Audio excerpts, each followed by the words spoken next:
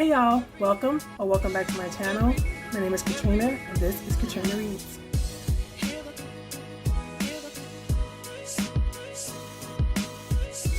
I've been trying this book box called Used Books Monthly. I've never heard of any of the books, I've never heard of any of the authors, and I've gotten 2 or 3 boxes. I wanted to try a chapter tag. I think the tag was originally meant for people to try to figure out what they wanted to read next, but I'm going to use it to just be completely introduced to these authors in the first place. The tag was created by Malia at Book Paradise, and the guidelines are: choose 5+ books that you're meaning to read up to the first chapter, prologue included, and decide if you'll complete it or set it aside. Again, I'm changing this a little bit because I want it to be introducing me to these authors and to see if there's any of these books I actually want to read, and then if I want to keep using this service. Okay, I have the books physically, but because I use my tablet, they're going to look backwards, so I'm going to just have them up here on the screen. Again, this is a service that sends you used books per month. Like, I think you can choose. I'll put the link in the description box, and you can decide if you want to use it. But I think you can choose from 1 to 4 books, and I was doing the 4-book package. Now, the first book is called The Language of Flowers, and it's by Vanessa Diffenbaugh. I don't know if I should read the synopsis or not, but it just says chapter and prologue, so this I shall do. 2 hours later. So I homeschool, and I took a break from reading the full chapter on video, did some video work with the kids, sent them off to do their worksheets, and then I took a little eating break, and then I watched the actual tag because I found this tag on Fandom's set of tags. And then I also looked at a blog post where this tag was done. And this person, because it was a blog post, she gave her thoughts on the books. But I just assumed that you read the chapter on camera. I thought, wow, this is going to be a long video. But no, people just read the chapter off camera and then they come back and they tell you their opinion. So I will be doing that from here on out. Like, I have a whole bunch of footage of me reading from the first book, and I'll just cut together my thoughts about it, and then I will read the rest of the books off camera and come back and tell you whether I'm going to continue reading them or not. Okay, the cover on Goodreads is absolutely gorgeous. This book is from 2011 and it has a 4.08. It almost has 200,000 ratings and 20,000 reviews. But I think I'm going to put this on my want to read. It's beautiful. I'm just really curious about the flower aspect of it all. And I kind of want to know what goes on with Victoria. You know, one of the first things that is said here in this first or second review, can't remember, so Annie OK says, I can't remember when I've read and enjoyed a story as much as Victoria. She stole my heart from the beginning. I only grew to admire and love her more with each page. There were times when I wanted to shake her and yell at her to wake up and get a grip. Okay, so at least that, because that first chapter, she didn't seem loving, and she hasn't stolen my heart. But she has to be hard, I guess, if she spent 18 years in the foster care system and being given back and forth to different homes. And then that terrible life advice that her social worker gave her, if that's what she's been getting from her social worker all these years, and then people doing horrible things in your foster home. So I'm going back and forth on whether or not I like Victoria. But this book is definitely going in my want to read pile. Last Seen Alive by Claire Douglas. This is the one I'm most drawn to. Thrillingly tense and twisty, a great read is the blurb on top. I don't know who the author is. B.A. Paris, a New York Times bestselling author, Behind Closed Doors. It just looks like the thrillers that have been coming out recently, the kind of domestic thrillers that we already have a lot of right now. I think we are getting oversaturated with domestic thrillers, but we'll see. We'll see if I like this. I still love a good thriller. So I'll read but again, this is the book that I'm most likely to want to read. Let's get to reading the first chapter. So Last Seen Alive has a prologue, and I read the first chapter. The prologue is someone talking in their head. We're being led to believe, or at least I'm being led to believe, that it's the wife that is in chapter 1. So there is a couple in chapter 1 driving, being happy on their way to a vacation house. They did a house swap. There is some tension underneath. The wife keeps thinking about trying to, saying how much both of them needs this. She keeps talking about how the husband has lost a lot of his glow and his happiness. She gets a little more specific in some places where she'll say, I think, or maybe the husband said that there was a job loss, miscarriage, and some kind of accident. The girl has a cast. It seems a little sinister because when they stop at a gas station to get the key to this vacation home, the woman inside the gas station is talking a lot. And when the wife comes out of the gas station, the husband is kind of itching to go. And she's like, I'm so sorry, because she's wanting very much so to keep him happy. And you get the idea that they've been arguing, and she doesn't want to get their arguments going again. She wants to enjoy this vacation. And so she hurries him and says, oh, she was asking about the accident. He goes, you didn't say anything about it. And she's like, no, I didn't. But then you keep hearing, like, I think she said to the lady and in her own mind that she just tripped over something at the kindergarten that she works at. So I don't know what's going on. Then it switches to where it seems a lot like the name of the book that had a lot of, last year, that had a lot of controversy about nothing happening in it when lots was happening in it. Ramon Alam's book, Leave the World Behind. It has the scene where the couple is just going around this big mansion and enjoying all of that, and you get to kind of vicariously live through that as well. So that's what we're kind of left at. One I will definitely pick up. It seems like it'll be a nice little easy thriller, and there'll be some twists, and it'll be fun. The next book that I will be reading a chapter from is Death Was in the Picture by Linda L. Richards, and I'll come back and let you know what I think about this after I read it. Again, off camera. Well, with Death Was in the Picture, there's nothing really surprising about it. This is a maybe book for me. It's a 30s California murder mystery.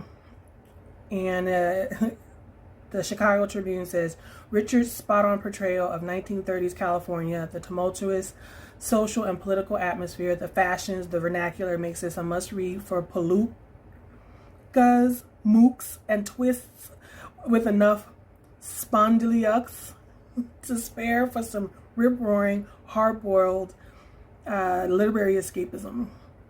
All right. So I looked this up on Goodreads, and because it's a private detective book, it's probably going to be episodic. This is what I'm hoping.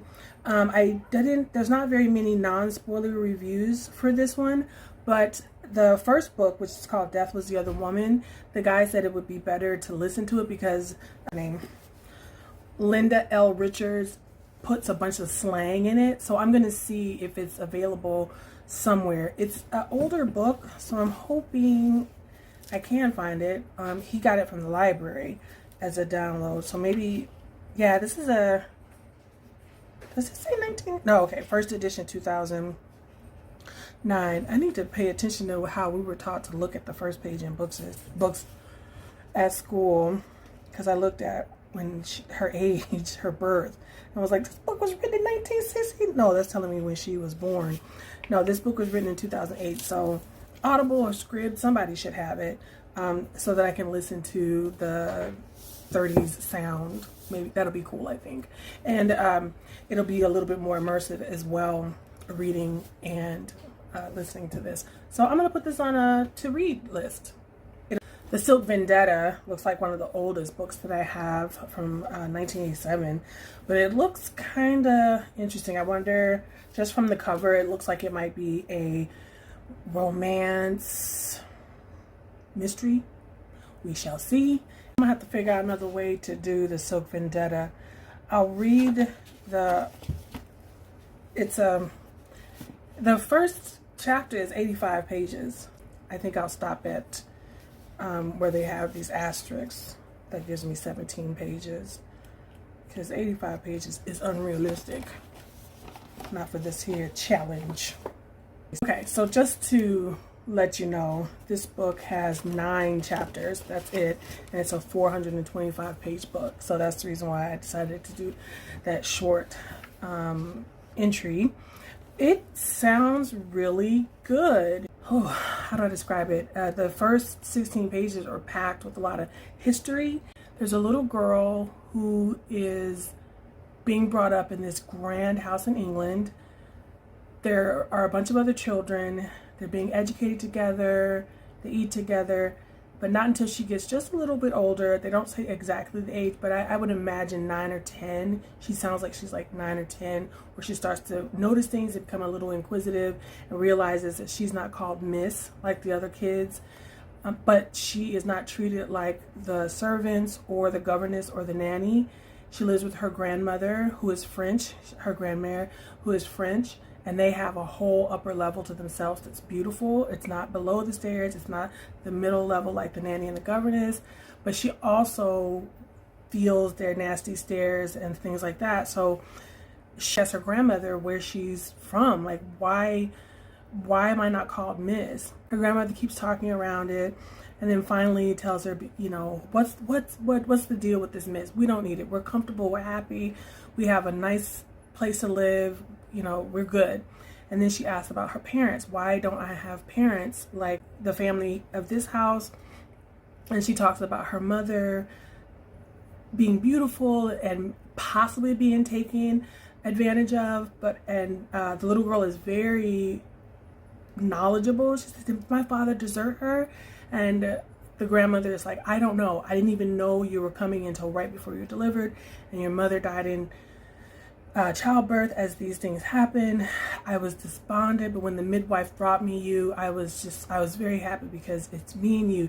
She left, but she left me you. And so her grandmother just keeps trying to push a very good way of, a nice way of seeing things. Now the blurb says that the 2 boys of the family, as they grow up, are going to fall in love with her. I don't know. It says that she gets married to someone. I don't know if she gets married to one of the boys.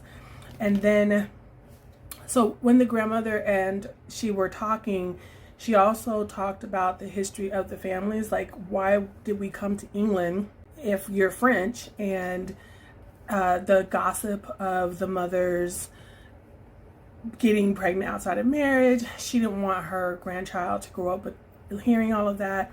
So then she talked about how they're both sides of one family, and it's some ancient thing that happened in 1598 where the Catholics separated from the Protestants, and the whatever the French name of this family was turned into the Salingers, which are the English family where she's living.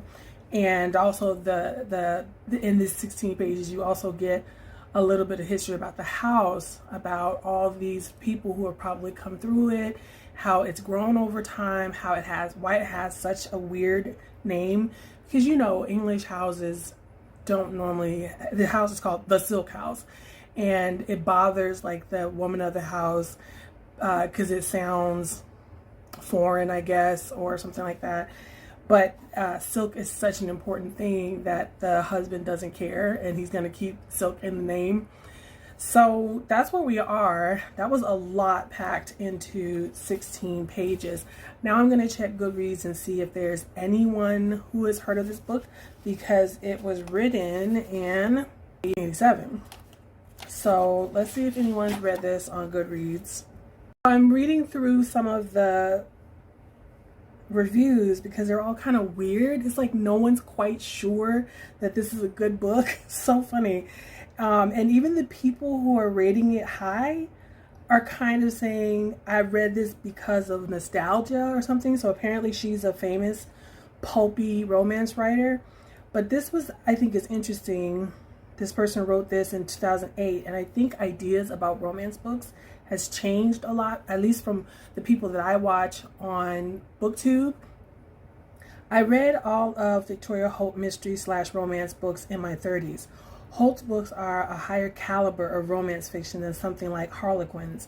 Historically accurate, good recreational reading with something to keep you turning the pages. So I thought that was interesting. And then other people say that it takes a long time to get to the point, but it's very atmospheric.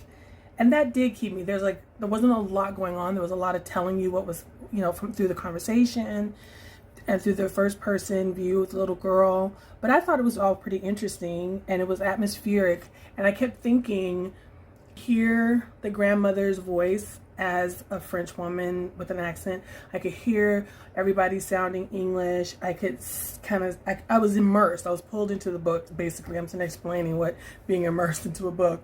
But it did feel much more accessible than some of the older books, and it makes sense because it was written in the 1980s rather than the 18-somethings. It reads like Jane Eyre or somebody, but now. So it's more simple and more straightforward, And then one of the other people that rated this book says that this book was weird, dull as dishwater, yet not dull enough for me to stop reading, which is a mystery in itself. So it's like, do I read this or not? This is another person. I was referred to Victoria Holt by a relative who said they were clean romance books. And then she said, I read 3 of her books before this one. She names them and then says, while I wouldn't call them great literature, ... The next one, Victoria Holt has such an interesting writing style, very unique, because the stories are never quite like one expects. I always enjoy her books. And I do say that, it does, like I said, it sounds like a Wuthering Heights or a Jane Eyre or something like that, but updated. It didn't sound as old sounding. Books written, and so this person gave it 3 stars. Books written by Victoria Holt are so cheesy, but sometimes that's exactly what you need. I read a lot of her books. Now, she put a lot of her books when I was 14, 15, and that was the last time I read them. So, I have a good memory of, I have one of them here. I have a really good memory of Danielle Steele, and one of them came in the box too. I was gonna read a chapter of this for a second part of this if I enjoyed this project, but this is a nostalgia book. These are books that I read tons of as a kid. I read Danielle Steele and Stephen King when I was a preteen teen. And I grew up in this fundamental household, but my mom probably, if she had lived to me being that age, would have probably understood what I was reading. My dad had no idea. So I think that's funny. So it seems, I'm wondering if this, I'm wondering if the nostalgia, if this is nostalgic for people, the way Danielle Steele is nostalgic for me. So I'm definitely going to read this. I'm very curious because the reviews are so funny. The reviews are funny to me. How nobody can really tell you how they feel. So I said I was going to do 5, but I'm going to just leave it at the 4, especially because all 4 of those turn out to be read. I added them to my to be read pile. I have more. I will definitely have on the next list of books to try out. I hope that you enjoyed this little tag experiment with me. Why don't you drop me a stack of books in the comment section if you got this far. So thank you for supporting me and my channel by liking this video and subscribing to my channel. Be easy on yourself, and I'll see you in the next video. Bye.